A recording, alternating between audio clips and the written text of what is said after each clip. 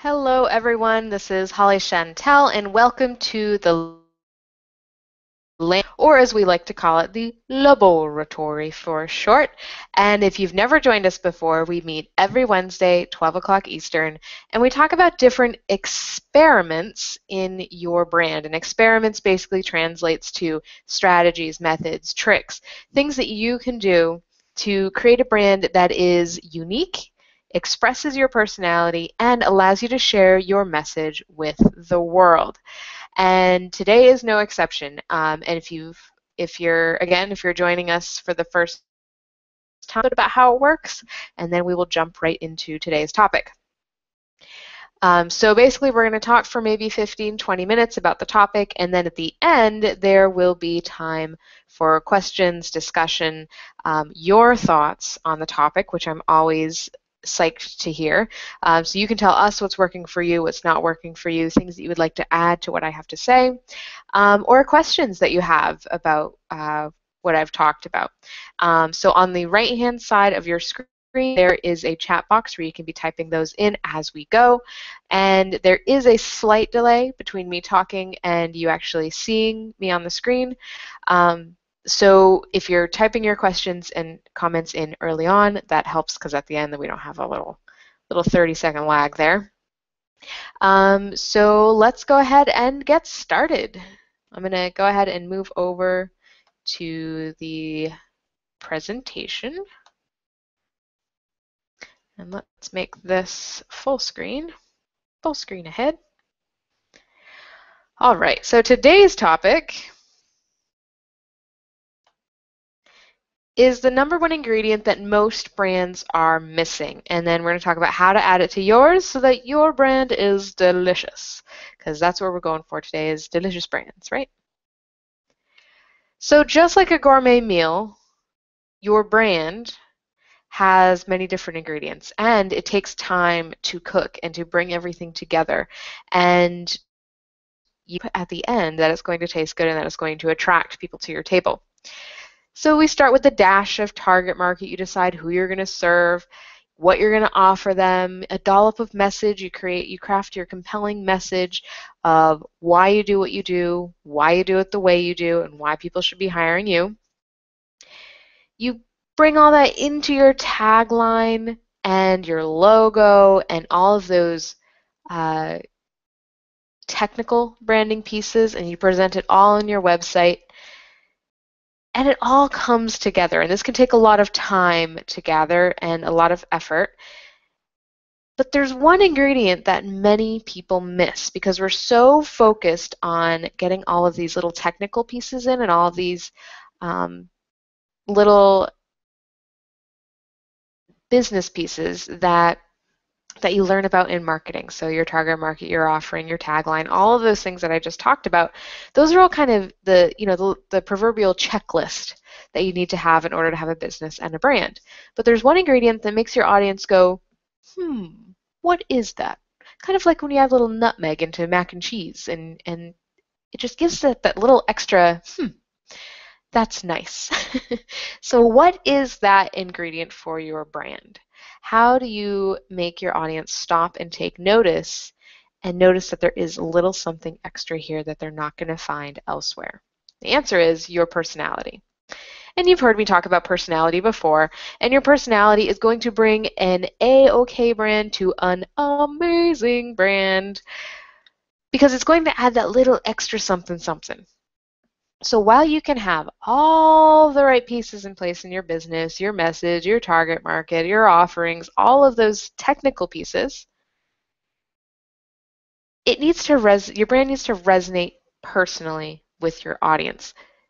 People are going to buy from those that they connect with. So even if I'm reading your website and you're checking the boxes for me, yep, you serve me, yep, you solved the problem I have, yep, you look like you're pretty good at it. The next question is, do you seem like someone I want to work with? Or is there someone else that checks all those boxes as well that I think I would jive more with personally? You also want to make a personal, emotional connection with your audience, and bringing your personality to the table definitely does that. Your personality is also going to set you apart from others in your industry because your mom wasn't kidding when she said you were special. We are all different. We are all unique. We all have different personalities, different viewpoints, different things that we're bringing to the table.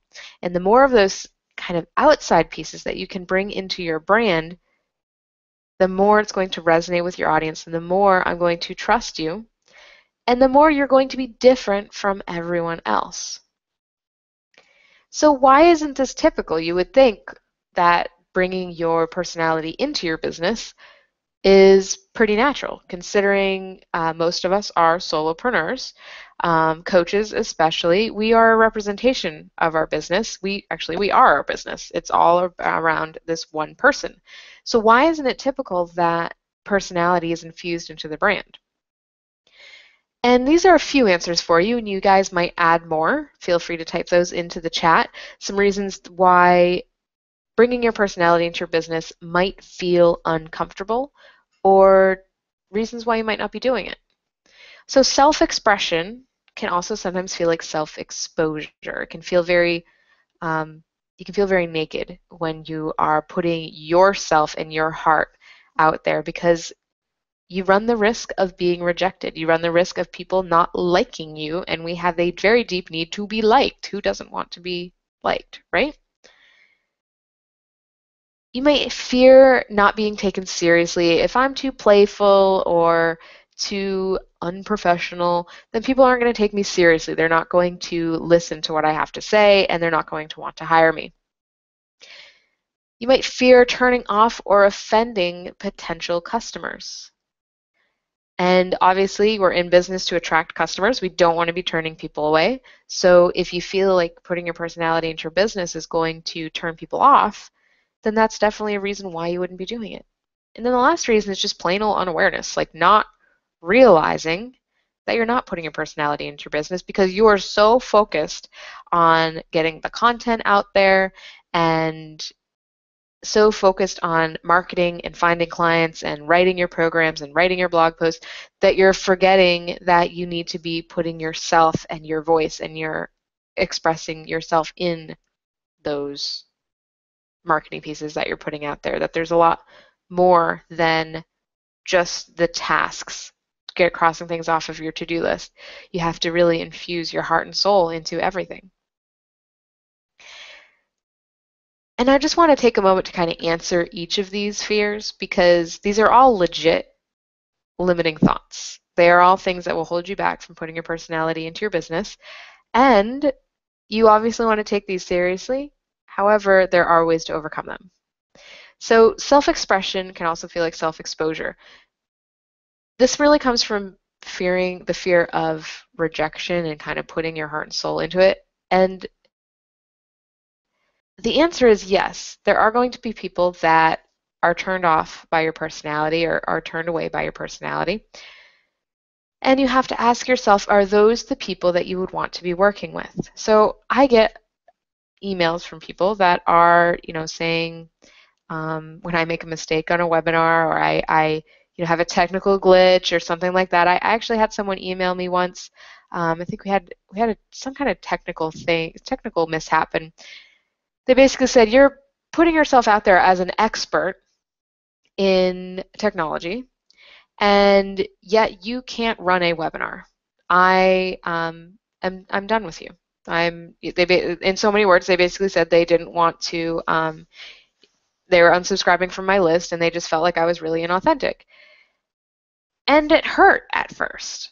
It hurt because I tried to do my best, and sometimes you can't control things. You can't control everything. And a lot of times when those types of things happen, I try to be very honest and upfront. For example, last week I was teaching the blog marketology course that started on Thursday, and it's fantastic. We're having so much fun.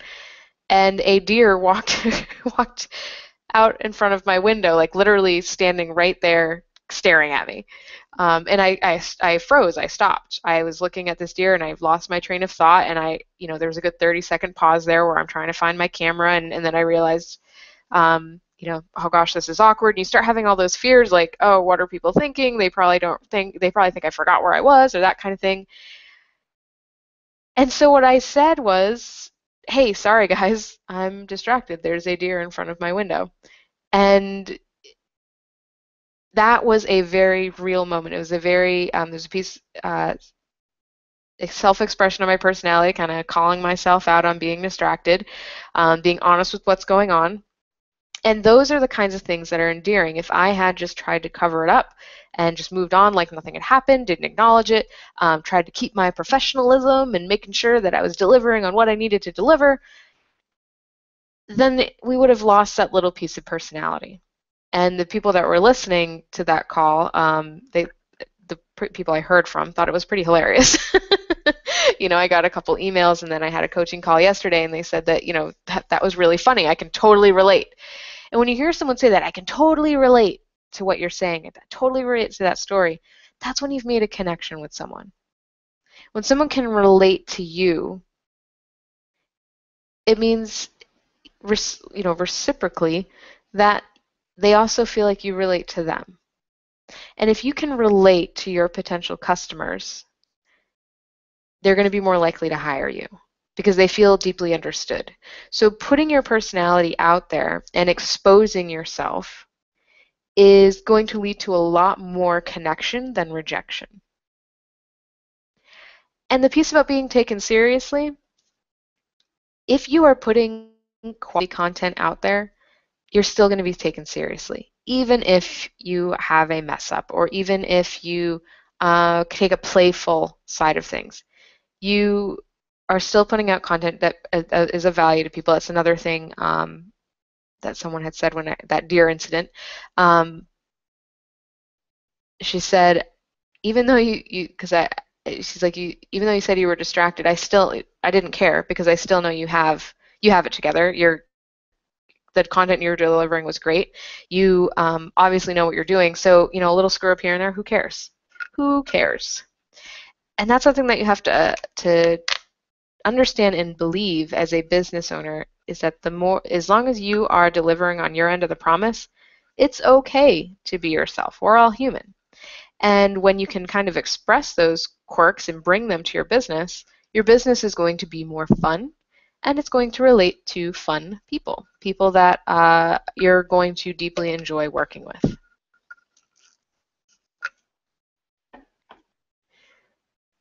So where do you bring your personality into your brand? Where does this fit in? Hold on one second, I need to sneeze.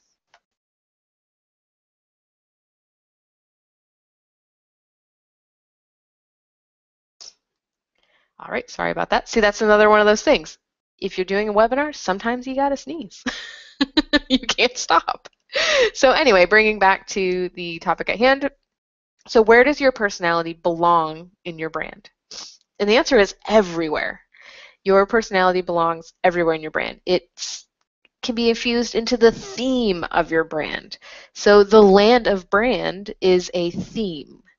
It's based on, the original idea came from Candyland, which was my favorite game as a kid, still is one of my favorite board games, mostly because of the beautiful imagery and the kind of fun ways of doing things and the progression.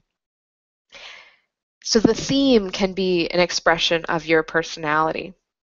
The voice of your blog post, so when you're writing, using the same conversational tone that you would if you were talking to a friend, using quirky language, using examples and stories from your own life is a great way to bring your personality to your brand. In the message you're sharing, each of you has a message that you are called to share. That is why you started your business. And that is a deeply personal thing. So it is an expression of your personality. Don't try to jargon it all up with professional speak. Just be really real. Say it like it is. Say what your message is. Say why you do what you do, why you do it the way you do, and don't try to pretty it up. Don't try to make it clever or catchy or memorable. But when you can really say what your message is in a way that people understand, they're going to know that it's coming really from the heart. And the clothes you're wearing. So in your headshots, in your videos, I don't know why I've thought of this, but people are always asking me what What should I wear in my headshot? What should I wear in my pictures that are going on my website? And I always say, well, what are you wearing now? What would you be wearing when you're working with clients? What would you be wearing when you are going out to a speaking engagement or to a networking event? Wear clothes that represent who you are. Don't try to dress up as something you're not. Wear clothes that are your favorite color. Even your brand should have your favorite colors incorporated into it because these are all pieces of you. So everything about your business needs to be authentic. Everything in your business needs to be real. And that's what's important because you build a certain amount of trust with someone when you're willing to bear it all. You build a certain amount of trust with someone when they feel like they deeply relate to you on a personal level. And these are ways that you can do that. So here are just a couple famous examples of brands within personalities within brands.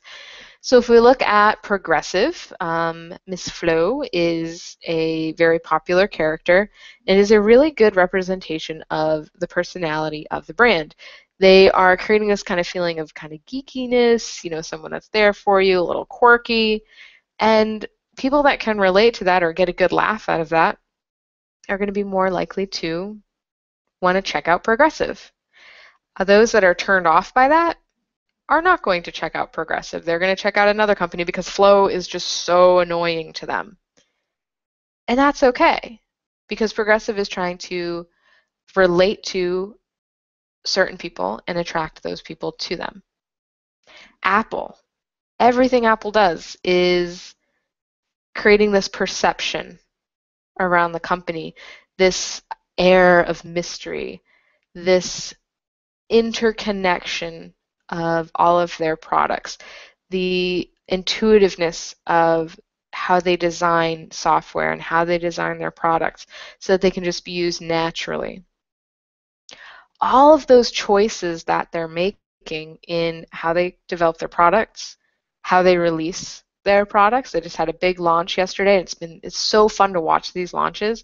They have like little things that they incorporate into each launch. Like they always do them on the same days. They always have, one more thing.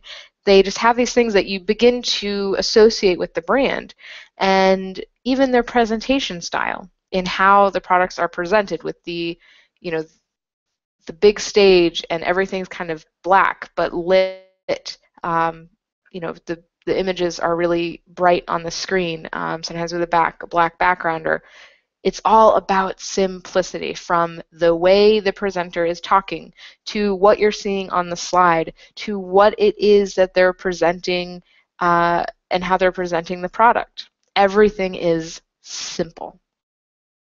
And what that does is it evokes a feeling for you as you're watching and a feeling as you're experiencing it, and it begins to create this overall perception that you come to expect from Apple. Cheetos has the mischievous tiger character, who I personally think is super creepy.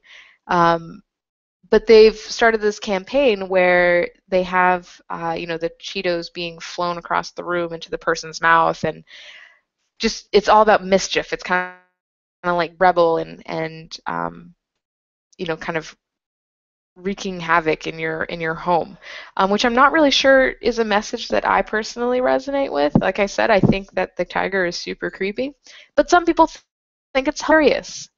And the people that relate to that personality and that feeling are going to be ones that are going to go check out Cheetos. Maybe I'm just not meant to eat Cheetos. That's okay. And it's a choice, and it's an infusion, and it's a bold step.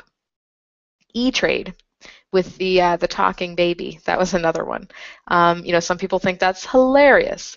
And again, it's creating awareness. It's something that people laugh and they relate to, creates a perception, and it makes you go, I should probably check that out.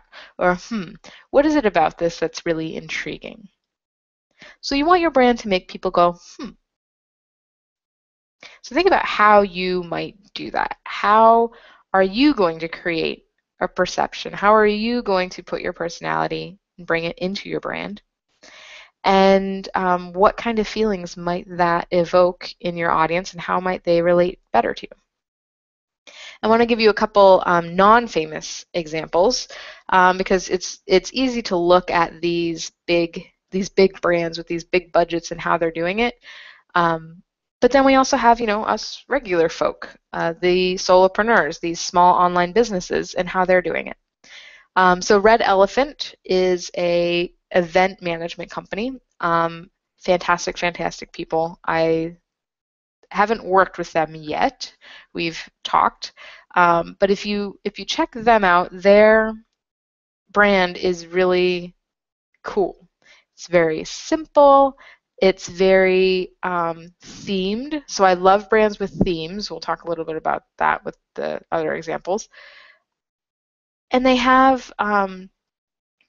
they've created this just very interesting way of looking at speaking. So I definitely would encourage you to check them out.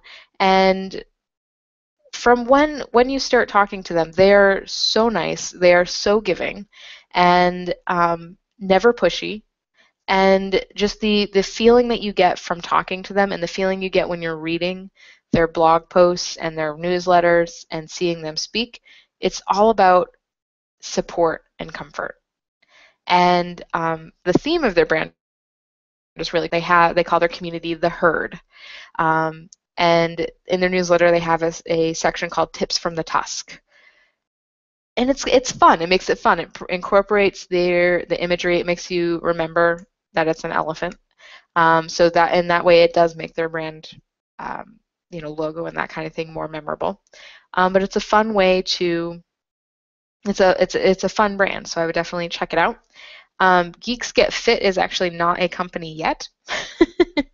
But this is actually kind of what inspired this particular topic. One of my best friends is starting a business, and she wants to help people with fitness, and she wants to be a health coach. So we've been kind of having fun creating her brand. And what's interesting is that when she started out thinking about this, she came up with this really neat name and brand that were all around her message, which is that you should just love who you are, love yourself, and that is such an important message. And the brand that she was creating was really girly. It was really kind of a lot of pinks, a lot of energy.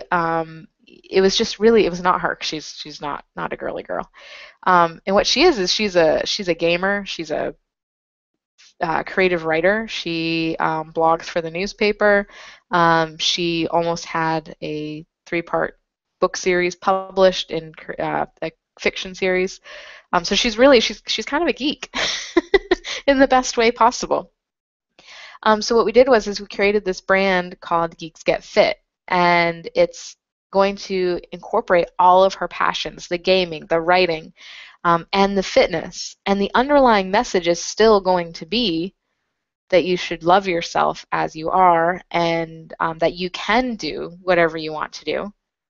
But the actual brand itself and how she's expressing her personality is going to be a little bit different. And what was really interesting to kind of to observe from my perspective, when we made this shift to Geeks Get Fit from what she had, suddenly she had all these ideas. She had all this inspiration about how she could just take it one step further, and then one step further, and then one step further. And having the right kind of theme to play with really opened up all these opportunities for how she was going to run her business, and how she was going to market, and how the language she was going to be using in her writing, and the language that she was going to be using to attract her target audience.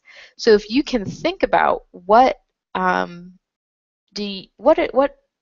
makes you you, what are your quirks, what are your interests that you could bring into your business. And it doesn't mean you have to name your business this particular whatever this theme is. It can still be you, just like the next example, which is LOBoratory. He's a person, he's not a business name, and he still brings his personality into his brand. So we've branded Sweet LOBoratory because he is the sweetest guy you will ever meet. And Lou is fun. He's quirky. He has a fantastic sense of humor. He loves his dog. He mentions his dog quite a bit. He posts pictures of him on Facebook. When you meet him, you know, people usually show you pictures of your kids, which he will do, but he shows you a picture of his little pug, who's the cutest thing ever. So you'll notice that if you look at his website, if you search LOBoratory.com, his pug is there. It's on his website. The kind of fun feeling comes through on his website. The sense of humor comes through when he's doing his marketing. So he sent out this really funny email yesterday promoting a product he had, and the email was something like, "What does it mean to be a no-brainer?" So he told a story that he looked up no-brainer in the dictionary, and there was a picture of his course, and he kind of made this fake screenshot, and it was funny and it was cheeky, and he said no wonder that this course comes up over no-brainer because it's such a good value, and it was. So things like that are fun. Things like that really infuse your personality and get people's attention. Even if you're not interested in the course, it was still, just kind of a little giggle to yourself, instead of being like, oh, he's trying to sell something again. So the more you can bring your personality, the more going to enjoy your marketing, and they're not going to feel like they're being marketed to, which is another great reason why you should be bringing yourself into your business. So conclusions, that there are many ways to bring personality into your business, many ways that you may not even have thought of yet. Personality creates a connection with your favorite clients. So it creates an emotional connection. It tells them that you relate to them, and if they relate to you, then it's a two-way street, and you guys would probably be a good fit working together personality-wise. Making your business a reflection of your personality can make your business more fun. It can inspire you. It can influence you to take bigger leaps and to really create something that you wouldn't otherwise. Sometimes when we're again trying to be so professional and make sure that we're attracting the right people and we're overthinking things, your business can become a little boring. But when you allow yourself to really embrace your quirks and embrace things that make you different, it becomes more fun for you and for your audience. So that is all I have to say on that today. While I'm waiting for questions to come in, so if you have any questions or comments, feel free to type them into the chat. And while I'm waiting for you guys to catch up to me timing-wise, I will tell you what we're going to talk about next week. So next week, we're going to talk about 5 tools for running your coaching business online. So I will hazard to say all of you are running an online business. And so we're going to talk about what technology tools will be helpful for you in marketing yourself, in running the day-to-day business. I'll make some software suggestions. If you have any specific questions about technology and tools, definitely bring them or email them to me ahead of time, holly@thelandofbrand.com. And you'll notice if you look at the LOBoratory page, next week is the last one we have on the calendar, so I'm putting together the calendar for October. So if you have a topic that you would like to see, then email holly@thelandofbrand.com, and I will make sure to get that on the calendar. And if your topic isn't something that I can answer, then I will find someone that does, and I will wrestle them into our LOBoratory and get them to answer all of your questions. All right, and looking at the chat. Kim wrote this privately, but I'm going to say it out loud anyway because I know Kim and I'm not sure if she did that on purpose. But she says that I love how authentic you are in your personality, and that she personally got tickled when I saw the deer because she was on that call. She thought it was pretty funny too. So thank you, Kim, for that. Christine says, thank you for a great webinar. Fantastic. All right, and I'm not seeing any questions, which is fine. I swear, sometimes either I cover so much that you guys just don't have questions, or you're overwhelmed, or I'm not covering enough that to bring up questions. I'm not sure because I would expect more questions here. Cool. So I don't see any questions coming in. I don't see any more comments coming in. I would like to thank you all for coming. This was a fantastic call. I love talking to you guys. Even if you aren't asking questions or typing in, I still see you. I can see you guys showing up week after week, which is always really rewarding and definitely makes me want to continue doing these calls because I love connecting with you and I love the emails you guys send afterwards with questions and topics and that kind of thing. Because really, this is a community for you. So we're all about building your business and your brand. So if you have topics, email holly@thelandofbrand.com and we'll get them on the calendar. And that's it. So I will bid you all adieu, and I will see you next Wednesday. Have an awesome week.